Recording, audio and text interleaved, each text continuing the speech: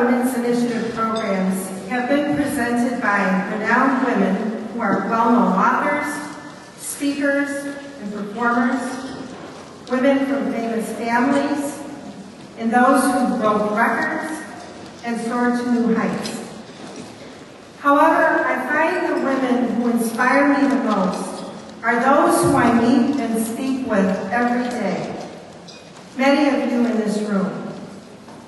Women who are taking care of their children, their grandchildren, their parents, women who are dealing with health issues, either their own or that of a family member, women who work, women who volunteer, women who own businesses.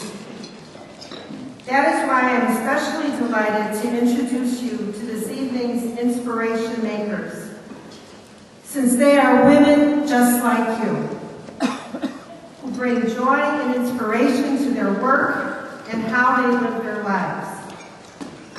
So it's my great pleasure to introduce you to them this morning, or this evening. I don't know. Yeah, really, it's been a long day, but really. So beginning with Sharon Garvey Cohen. Sharon has been a soprano with the Lyric Opera of Chicago for 29 seasons. She is a professional singer, teacher, and church musician, and is enthusiastic about sharing her musical gifts with people of all ages. While she gains great inspiration from sharing the stage with the world's greatest opera stars and artists, an occasional movie star, or famous author, she also finds her female friends, her teen daughters, who are here this evening, and her private students inspiring. Please welcome Sharon Garvey Cohen, who will be accompanied by Patsy Erby.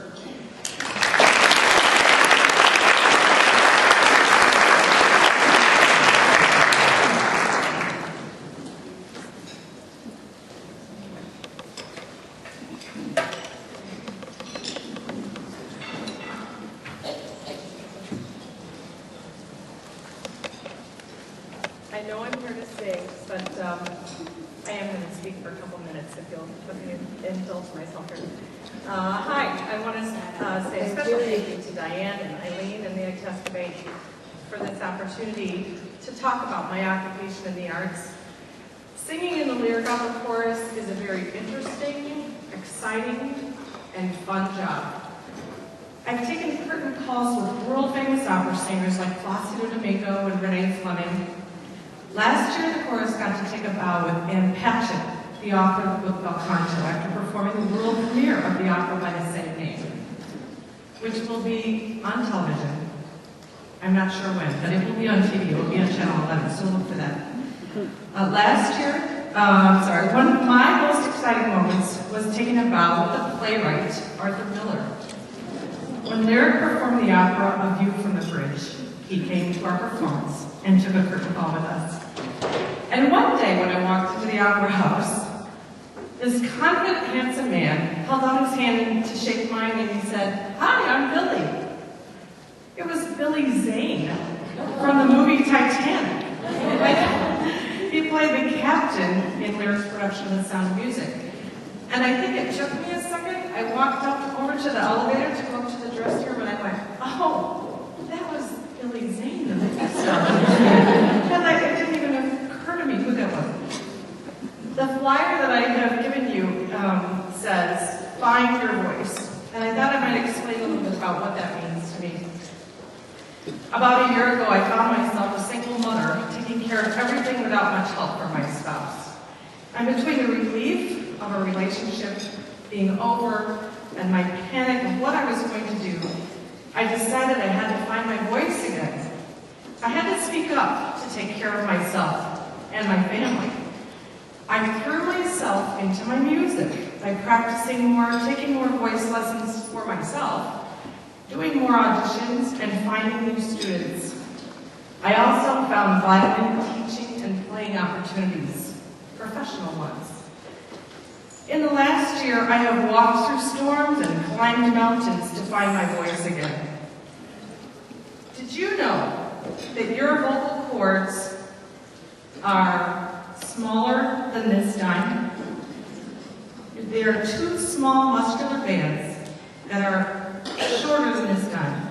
Men's are a little bit longer than women's, but they are small but powerful. They are so powerful they can project across the room.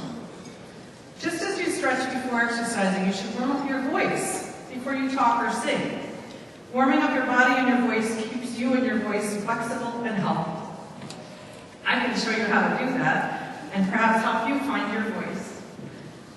My first selection that I'm going to sing tonight is from the opera Johnny Skiki.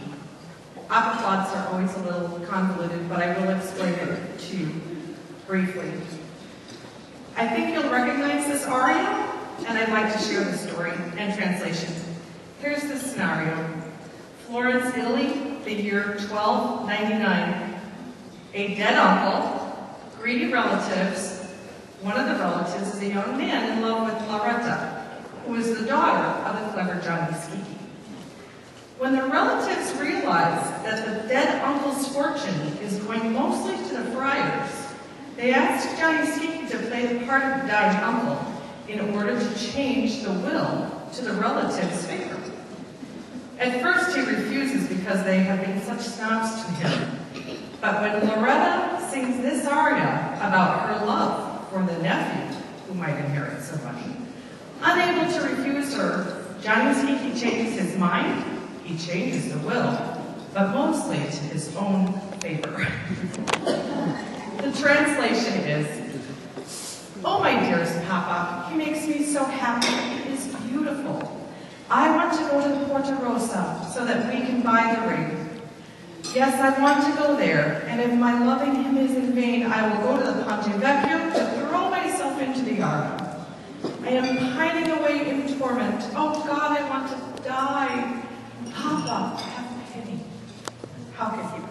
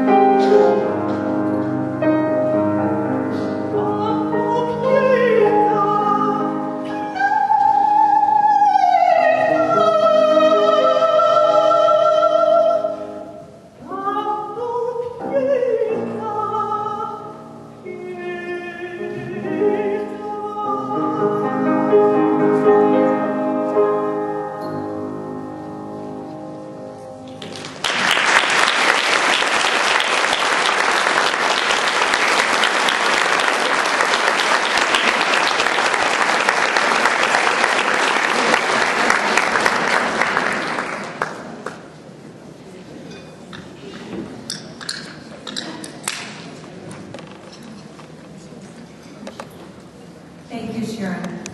That was beautiful.